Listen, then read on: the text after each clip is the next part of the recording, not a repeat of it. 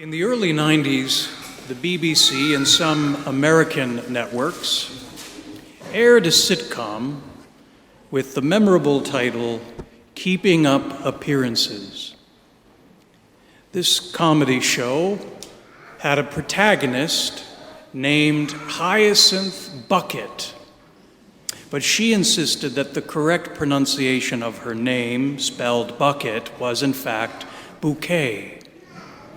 Her aim in life was to rise above her working class background and to be counted among the upper class of English society. Her every decision, what she wore, the car she drove, how she spoke, was all aimed at giving the appearance of already having been a part of the upper crust. And the show unfolds with her efforts to climb up the social ladder, efforts that are often foiled by her rough working class family. And when she finds herself frustrated, she loses her refined accent and her old, broad, rough working class accent bursts forth. It's a funny show, but there's a serious edge to it.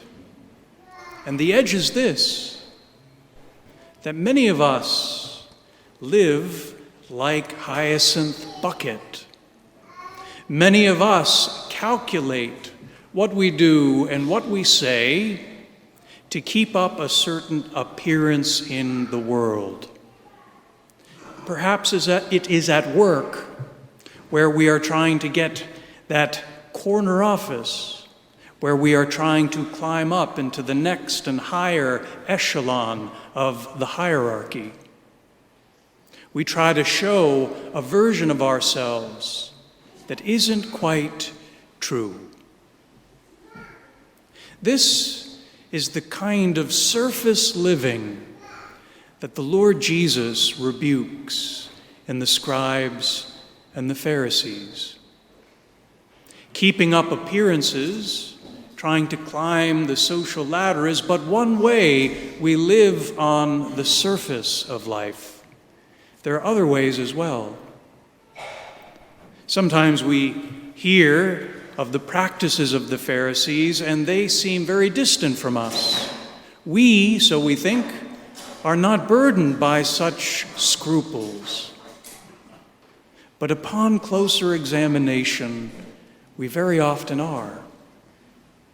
Another version of surface living is our obsession with health and wellness, scrupulously avoiding bad foods or bad chemicals, constantly searching out the latest research on how to live a little longer.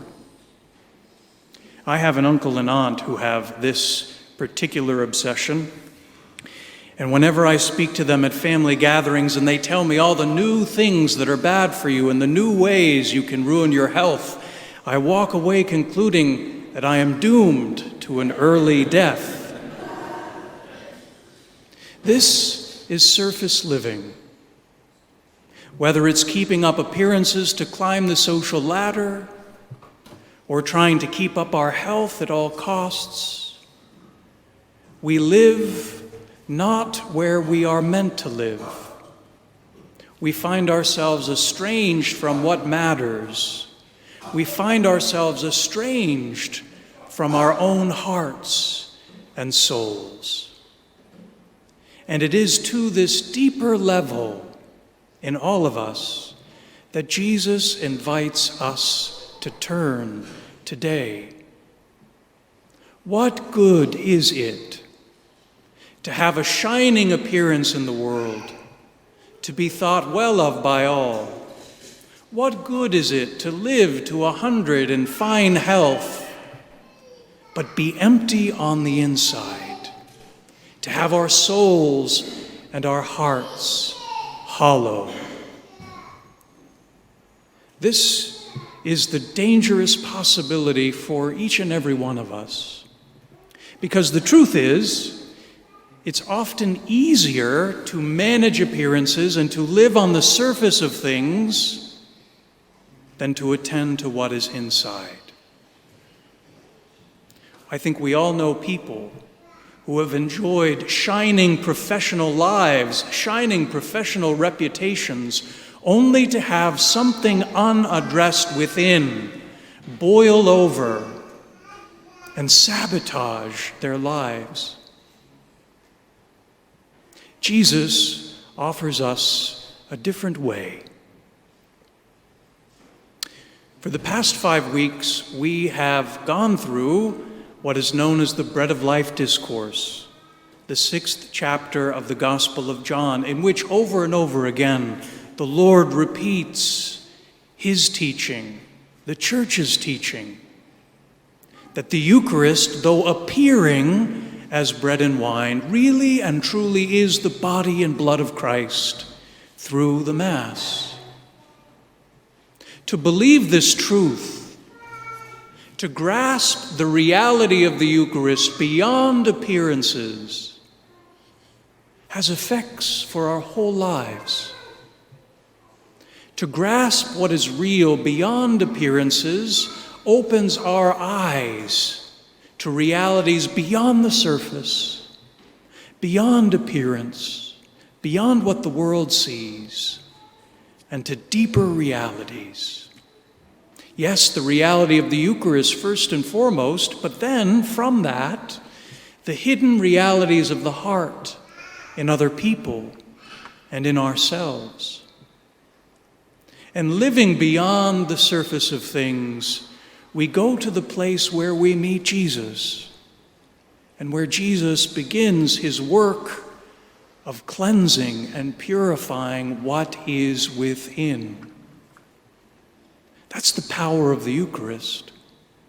When we receive what seems to be so humble and really is Jesus, we begin to go beyond appearances in our lives, and Jesus begins to heal our hearts and further heal our vision, so we do not make the mistake of judging others by mere appearance.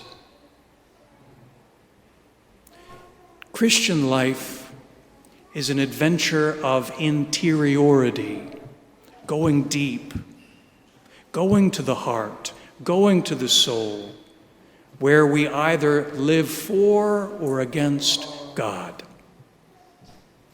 Imagine for a moment if we sought to please God as much as we seek to please the influential power brokers at our workplace or in our lives.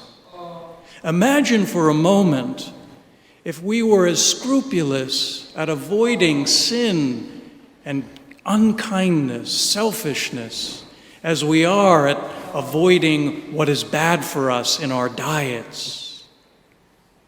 How different our lives would be. How new our hearts and souls would become. This is the gift that the Lord Jesus desires to give you and me. He's calling us beyond appearances, beyond the surface, to something deeper, to our own hearts and our own souls, where he desires to live and change us from the inside